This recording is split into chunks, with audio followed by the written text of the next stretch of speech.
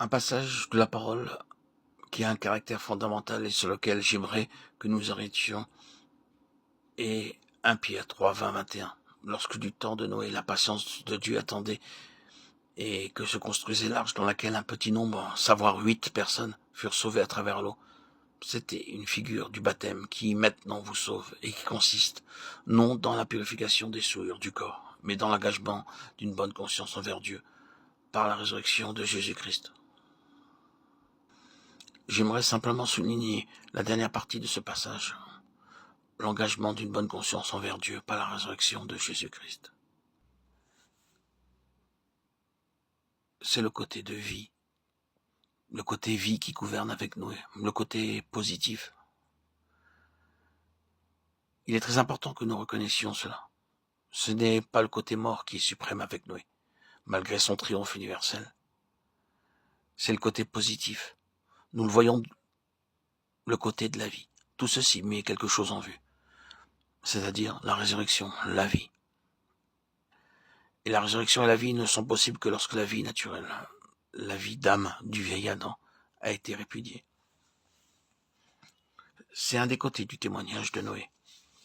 Dieu agit toujours pour finir dans la ligne positive. Bien qu'il dise des choses terribles, la mort de tous les êtres créés a été décidée par moi. Je vais les détruire ainsi que la terre elle-même. Dieu n'a jamais voulu que la soif, la faim. Dieu agit dans la ligne positive. Il réagira pour assurer quelque chose qui réponde à sa pensée originale. Il n'abandonne pas sa pensée en disant « Je ne pourrai jamais faire ce que j'aurais voulu ». L'homme a rendu impossible l'accomplissement de ce qui était sur mon cœur. Je suis défait.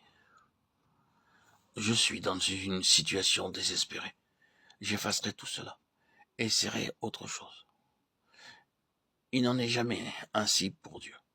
Et quels que soient les moyens auxquels ils doivent recourir pour revenir à sa pensée, il ne fait jamais que revenir à sa pensée pour l'accomplir.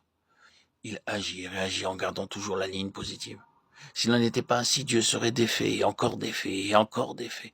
Il serait comme un Dieu désespéré, impuissant, qui ferait de futiles tentatives tout au long de l'histoire. Et la plus grande faillite que cet univers ait jamais vue aurait été la mort de Jésus-Christ. Or, nous savons que la mort du Seigneur Jésus a été le plus grand triomphe de Dieu que cet univers ait jamais connu. Elle a ouvert le chemin pour une nouvelle création. Dieu agit toujours dans la ligne positive. Mais nous ne pouvons jamais être dans la ligne positive, nous ne pouvons jamais arriver à la vie avant d'avoir répudié ce que Dieu a répudié. Et Dieu a répudié la vie naturelle, la vie de l'âme, en tant que chose dominante dans la vie de l'homme. Pourquoi cela ? C'est parce que depuis la transgression et la chute d'Adam, la vie naturelle de l'homme, sa vie d'âme, est une vie fausse. Cela a été manifesté très fortement en Caïn.